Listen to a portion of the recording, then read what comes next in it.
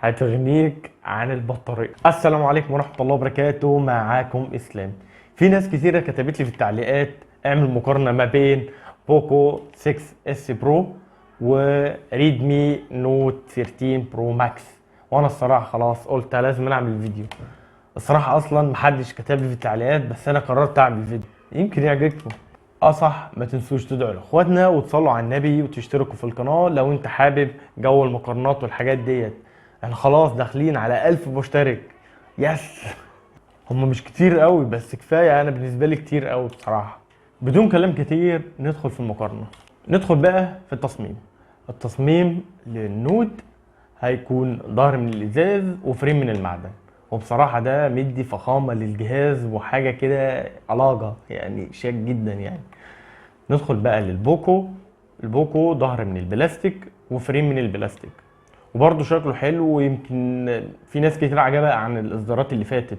شكل حلو بس مش هيجي في الفخامة بتاعة الريدمي. الريدمي جاي شيك جدا وجاي متقفل حلو جدا، ونازل معاه معيارية مقاومة الماء والغبار الاي بي 68. والبوكو مش جاي معاه الا الاي بي 54 اللي هي رذاذ الماء. ندخل بقى في الشاشة. الشاشة في الاتنين حاجة تحفة جدا، مش مقصر شاومي في الاتنين خالص. بالنسبة للنوت هيكون اموليد 120 هرتز 667 المقاس، وبيدعم ال HDR 10 بلس والدولبي فيجن وكل اللي انت عايزه موجود.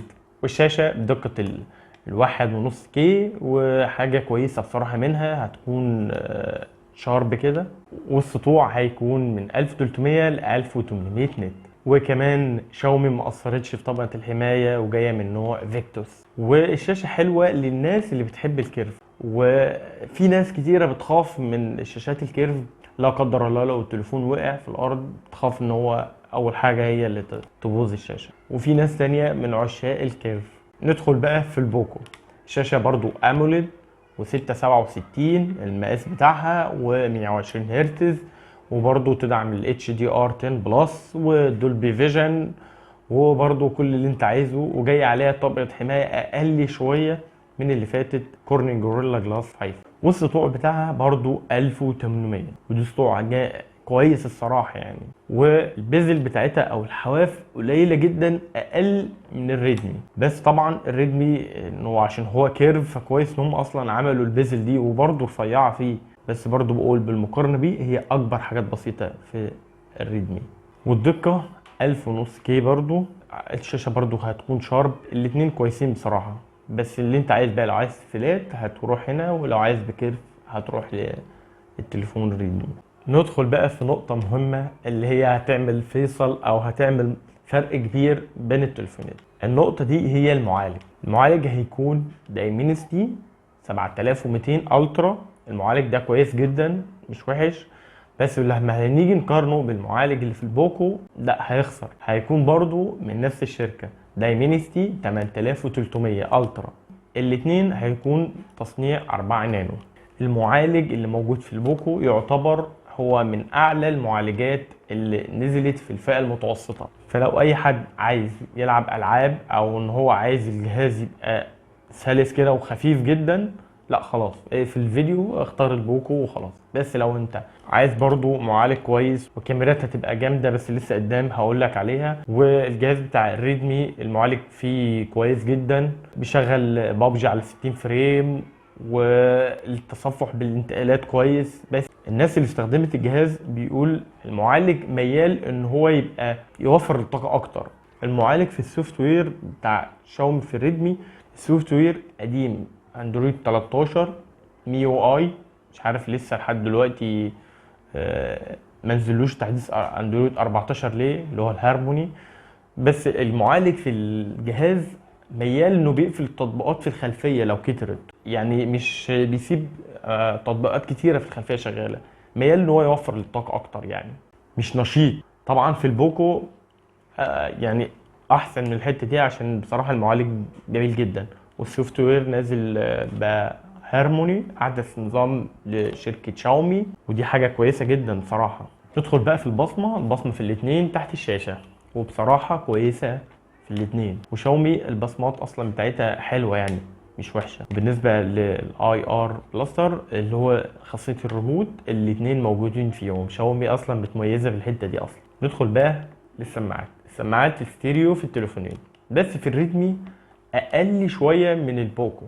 البوكو اعلى يعني مش فرق واو، بس اعلى من الريدمي. ومدخل التلاتة ونص في الاتنين مش موجودين، ودي للاسف انا مش بفضلها. يعني بفضل ان هم يبقوا موجودين، بس كله خلاص بقى الشركات اغلبها بدأت تمشي في هذا الاتجاه. يعني الاتنين مفهومش السنسور بتاع المكالمات، الاتنين بيشتغلوا السوفت وير، وبرضو دي مش حاجة كويسة.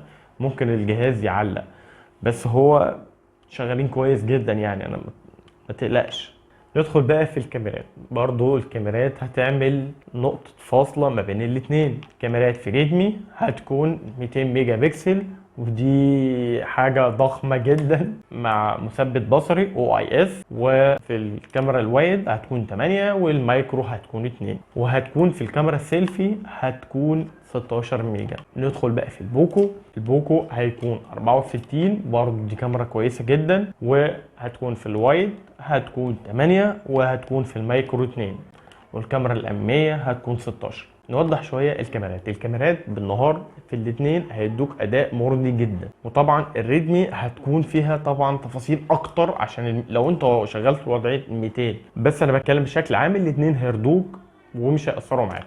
بس لو انت دخلت في الصور التصوير الليلي، لا، المقارنة هتيجي للريدمي. هتبقى واضح ان الريدمي فيها تفاصيل اكتر، والبوكو هيبقى تفاصيل قليلة فيها، وهتبان قوة الريدمي. الفيديو في الاتنين في الكاميرا الخلفية هتصور 4K، وعيب في الريدمي انها ما بتدعمش ال HDR، وده بصراحة حاجة مش كويسة لا في الخلفية ولا في الأمامية، وبتبان في التصوير الفيديو. انما في البوكو فيها ال HDR. ممكن بسبب المعالج، هو اللي اصلا يتحكم في المعالجه بتاع الفيديوهات. بس لو يفرق معاك ال HDR طبعا هتروح للبوكو.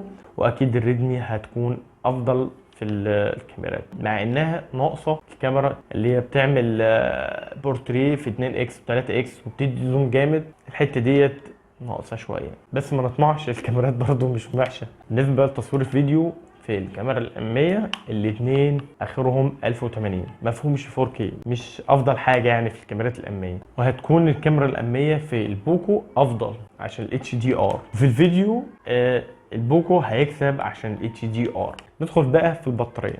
البطارية طبعا في ناس كتيرة مهم عندهم النقطة بتاع البطارية. أنا هوضح لك البطارية على قد ما أقدر. بطارية 5000 في الاتنين، بس في الريدمي تكون اقل عشان المعالج بيسحب طاقة اكتر، والمعالج بتاع البوكو احسن، بيوفر في البطارية وهيديك اداء مرضي على طول اليوم. يعني ممكن يديك 9 ساعات طبعا على حسب الاضاءة وعلى حسب الاستعمال. وفي الريدمي هيديك 6 ساعات طبعا على حسب الاضاءة والاستعمال. طبعا 6 ساعات دي مش حاجة دلوقتي، بقت حاجة كويسة اصلا، بقت حاجة مش الافضل حاجة في الفئة دي. بس طبعا ريدمي معوضاك في الفئة ديت بحاجة هتغنيك عن البطارية. شاحن 120 واط، وبصراحة الشاحن ده تحفة. مفيش في الفئة المتوسطة ديت الشاحن دوت صعب تلاقيه، وصعب اصلا تلاقيه جوه العلبة، عشان ده يعني هيبقى يكون غالي جدا اصلا. الشاحن بيشحن التليفون في 19 دقيقة على كلام الشركة، وفي الواقع ممكن يدخل في تلت ساعة 21 دقيقة، برضو حاجة تحفة بصراحة. بالنسبة بقى للبوكو هيكون برضو جاي معاه شاحن في العلبة 67 واط، وشاحن برضو يعني مش وحش، بس بالمقارنة لريدمي لا هيكون وحش، بس هو في فئته لا برضو جميل. وبيشحن التليفون برضو في حوالي 43 دقيقة، وده برضو رقم مش وحش خالص. في الفئة ديت هواتف مش بتيجي بشواحن اصلا في العلبة، واخرها لما بتشتري 25 واط. انا مش بتكلم على حد. ندخل بقى في الرامات. بالنسبة بقى للبوكو هتكون 8 و12، وهتكون السرعة بتاعتها LPDDR5X، والذاكرة الداخلية 128 256 512 من نوع UFS 4، وده أسرع من الريدمي. الريدمي هتكون برضو 8 و4 256 512 128 ومن نوع يو اف اس 3.1. وهنا هتكون الذاكره ابطا حاجات بسيطه، بس هي برضو سريعه، بس انا بقارنها بالبوكو هتكون البوكو احسن. انا كده خلصت كلامي. لو عجبك الفيديو ووصلت لحد هنا انت اجدع ناس.